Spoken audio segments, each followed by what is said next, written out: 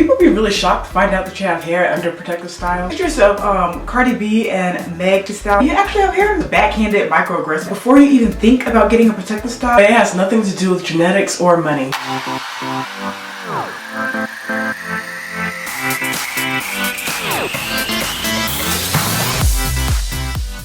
Hey guys, welcome back to our channel. I'm Ebony. And I'm Erica. And protective styles aren't really new to us. I'm sure you've heard me say time and time again that knotless braids, when I got them, it really helped bring me out of my setback and really helped to jumpstart my hair growth from that point on. Protective styles are geared more toward length retention and hair growth. Think about it, if you're truly doing protective styles right, you can achieve both length retention and hair growth, but the majority of us aren't doing protective styles in the proper way, so we usually get one or the other or just no results at all. There's definitely more to protective styling that we've never really discussed or knew about for that matter, and we're going to fill y'all in on that. Now, what prompted me to really dig deep into how protective styles grow your hair, it was these pictures. You guys might have seen it too if you have Instagram, but these pictures of Cardi B and Meg Thee Stallion, her hair, or their hair, their real hair underneath their protective styles was super long. They've shown videos.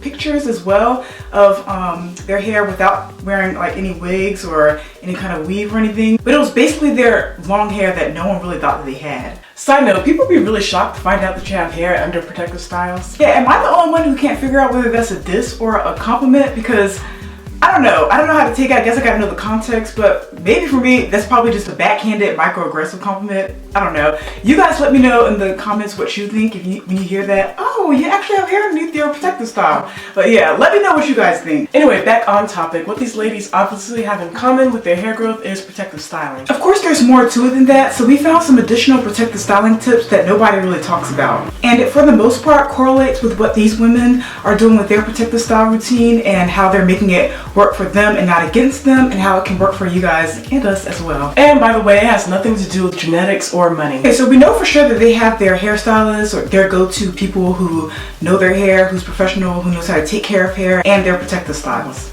And it makes sense because salons or hairdressers who know how to take care of hair, know how to take care of hair underneath the protective styles is someone you don't want to let go. And I'm not saying that it's impossible for you to know how to take care of your protective style on your own, but there's something about a set of extra hands that knows what they're doing. Especially if you're trying to reach goals, it's kind of like personal training for your hair. Yeah. It definitely keeps you accountable and you'll definitely see results. Case in point, I found this salon, and this salon is actually going to be the bulk of what this video is going to center on, but I found them on Instagram, and they are really good at taking care of their clients' hair through protective styles. The salon is called Renco Studios or Renco Co Salon. It's located in Maryland. We'll have their info below, but if you look at the progress pics of the clients that they post on their Instagram, you'll notice that in the captions, Renco mentions a lot of their hair growth comes from protective styling. Weaves, Marley twists, when I say weaves, like they have full-on weaves or just weaves with leave out. But yeah, those are among many other protective styles that they do. If you go on their profile, you'll see a big part of their clients' hair growth comes from protective styles.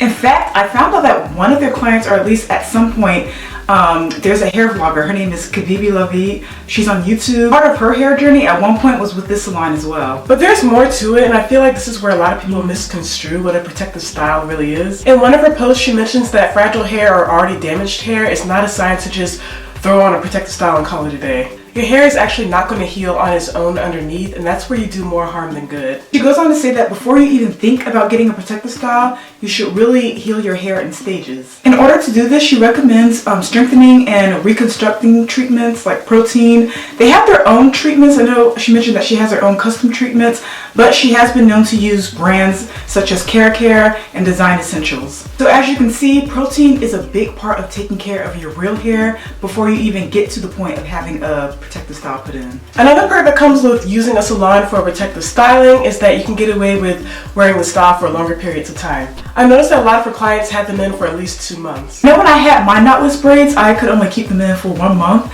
but I guess it sometimes depends on which protective style you use. However, when you have a salon or hairstylist who's legit, they're going to make sure that you're well equipped to handle wearing that protective style for a long period of time. And we're about to show you how Renco Studios does it. Now this salon, like most protective style salons should do, they give out plans that the client can follow until their next visit, which brings me to my next point. Depending on your hair's needs, you gotta do back-to-backs. There needs to be consistency. The client's picture with their progress hair growth got this way by following up. Yeah, so when we say back-to-backs, we mean like you get the protective style put in, you'll wear it for a certain period of time, come back for the takedown, she'll treat it, and then she'll put another protective style back in there for you to wear again for another period of time. Usually after back-to-backs, the client is then able to wear their real hair out for a little while, which is just as important because you have to let your real hair breathe and just take a break before the next protective style install so you can reach your goal. Another thing that she pointed out that I didn't even think to do was to give your scalp some sun. Yeah, this tip is very important. Like Eric said, I didn't even know to do this, but the sun is an excellent source of vitamin D3, which is literally called the sunshine vitamin. As Black people, most of us tend to shy away from the sun or think we don't need it, which is why vitamin D deficiency is so common among African Americans. After my last doctor visit, he told me I was deficient in vitamin D. He literally told me to go sit out in the sun for a few minutes each morning. The darker your skin is, the less vitamin D production it has. Yeah, our hair, our scalp, which is skin, especially needs it. Vitamin D3 deficiency is one of the main causes of hair loss, so if you're able to get enough of it, you can get your hair loss restored. Also, I didn't know this, but D3 creates new hair follicles as well. So think about it. If your hair is under a protective style all the time, it literally and figuratively, like your scalp is just not seeing the light of day at all. She recommends if you have a wig to just take it off and then just sit out in the sun. Maybe to part your hair and then sit out in the sun for a few minutes each morning or day or whatever.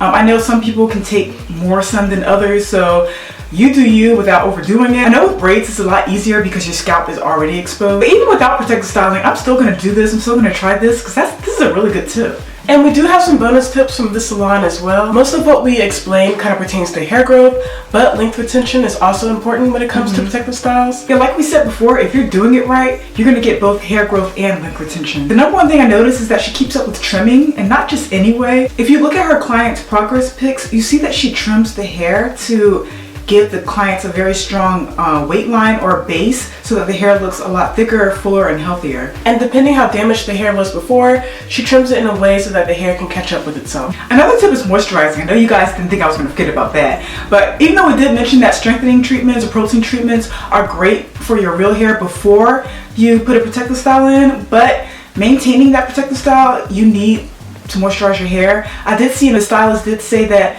she recommends you using a mist spray of water, any kind of cream moisturizer, and then follow up with an oil. If you can find a salon that specializes in protective styling, make the investment, especially the ones that keep you accountable. I believe Renco Studios is still taking clients. Their Instagram is not all that active, but they are active in their comment section up there because that's even answering people's questions. So I'll have their info below if you guys want to check them out. And I hope this information helps you, and if you aren't able to find a salon, you can still apply these at home. Yes, come meet up with us in the comment section after this video below so we can chat. Thanks for always showing up. We love y'all, and we'll see you guys next Sunday. Bye!